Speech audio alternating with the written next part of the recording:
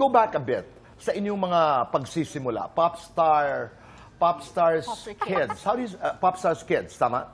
Popstar Kids. Popstar Kids. Yes. Yeah. po. Alright, magkasabay kayo. Yes. That was 2005.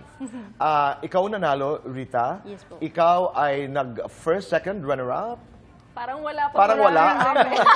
Kaming ganun. Take me back to the time, nung una kayo, yung, you know, while the competition was happening, how fierce was the competition? For us, parang hindi naman siya Laro lang? ganun competitive. Hindi siya ganun. Parang we did not see it as a competition eh. Parang magkakapatid kasi kaming lahat. So, between us, kaming dalawa ni Rita, that Close time, na talaga kami close na nun. talaga kami nun. Even before pa, like the very first time that I joined Popstar Kids, kasi I got a call back eh. Yung first time na sumalang po ako sa Popstar Kids, si Rita yung defending champion. Okay. Pero hindi pa kami close at that time.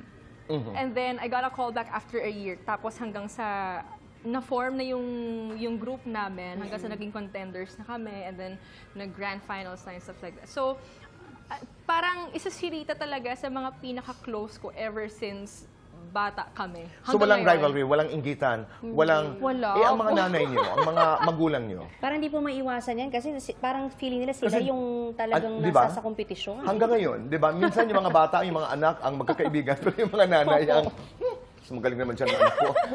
Mas mataas ang boses ng anak ko. Mas bumibirit ang anak ko. No, but you were always friends. Yes. Because you won grand, and you don't even remember if you placed, what were your expectations, Rita? That time, Tito Boy, hindi ko talaga inasahan ako yung mananalo kasi sobrang alam ko yung sila Julie, sila Pocholo, talagang magagaling sila, mahuhusay sila. At nung nanalo ka, gulat ako talaga. I mean, this is the beginning of my journey to the big time. May ganon. Hindi pa masyado kasi ang goal ko that time, Tito Boy, gusto ko lang makita yung sarili ko sa TV kaya ako sumali ng Popstar Kids. I believe you. Yun lang yun kasi 'di ba as a 10 years old, yun yung Right. gusto ko lang eh. Tapos nung naalala ko nung tinawag yung pangalan ko, niyakap po kayo kagad nun 'di ba? Kasi parang ayokong angkinin yung title, gusto ko kakasama pa rin kami kasi nga that time alam ko sila eh, feeling ko sila Right. isa sa kanila yung mananalo. Jillian, kayo? Ikaw? Ako? Oo. Well, kasi Tito Boy, that time nagkasakit ako. Kaya parang I was more focused dun sa magiging performance ko. Okay. So parang I did not, sabi ko, I di na talaga ako nag-expect because I knew like I wasn't at my best. And then I figured, I've always had a feeling na si Rita yung mananalo. Wala Hindi ko yung... alam. Ako talaga dito, Oo. honestly, sa mga competition, like even sa The Clash, even sa like alam ko kung sino yung mananalo. May feeling meron kang Ako sense. lagi akong may ganon. For some Oo. reason, di ko alam kung bakit. Taray. And maybe it's a gift. But Right. I always felt na si Rita yung mananalo. Gift na nagagamit mo hanggang ngayon. Because now that you're a judge, now that you're a coach, di ba? Pero during your time, walang mga pagkakataon na hindi naman maganda kasi yung mic ko eh. Dapat nauna ako eh. Walang gano'n sa mga competition. Parang walang- Yung kanta na yun, dapat akin yun eh. Yung gano'n. Wala naman. Parang wala, Tito Boy. Ayun naman. Wala Napakababait talagang niyo talaga. competition. Oo. Tapos kasi po, ako yung pinakamatanda sa kanila. So ako yung parang pinaka-nagiging ate. Ako Tanda yung naman by a year. By a year or two. Pero ako yung parang pinaka-ate Right. sa kanila. Yes. So Okay. yun, kapag ka may makukulit, uy, ayusin nyo na kasi guys, tama na yan. Tapos dumaan din kami sa point na parang pag makukulit kami, like sinasabihan kami lagi nila yung Sir Danny.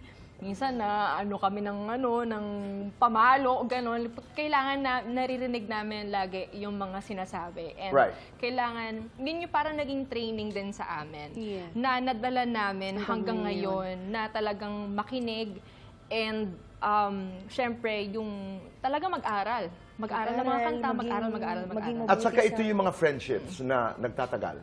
10 years old, 11, 12. Wala raw katulad nun. Ay, talaga po. Oo, that's what they say. Oh, but we're going to do fast talk. I'll start with Rita. Rita! Yes. Rita o Tira? Rita, Singing, acting. sige. Talagang Rita. Barbie, Ken. Barbie. Taray, Teroy. Teroy. Bida kontra bida. Bida kontra bida. Your greatest achievement. To be a mom of uno. Biggest influence in music?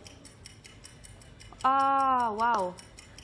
J.R. Durst, Michael Jackson, Christina Aguilera. Biggest influence in acting?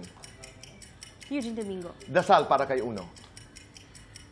Magkaroon ng hayahay na buhay, magkaroon siya ng pusong punong-puno ng pagmamahal. I'm a queen because? I am braver. Julie, limited, limitless? Limitless. River or raver? Raver.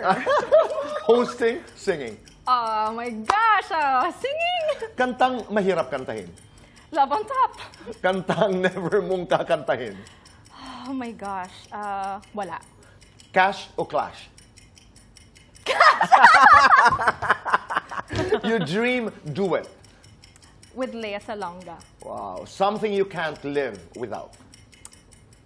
Love. Unforgettable performance? It's gonna be on December 2. I'm a queen because? I am a queen because I treat myself to be one. Is that lights on or lights off? Sabay. Dim! Lights. Basta may lights. Happiness or chocolate? Chocolates. Best time for happiness? Sa umaga, na-try mo na ba? Hindi mo na pwede yun. Tabi-tabi po sa mga bata. Opo. Hindi yan. Good girl yan si Julie. Kanta ng buhay mo. Ano ang title? Rita. Home, Diana Ross. Wow. Julie.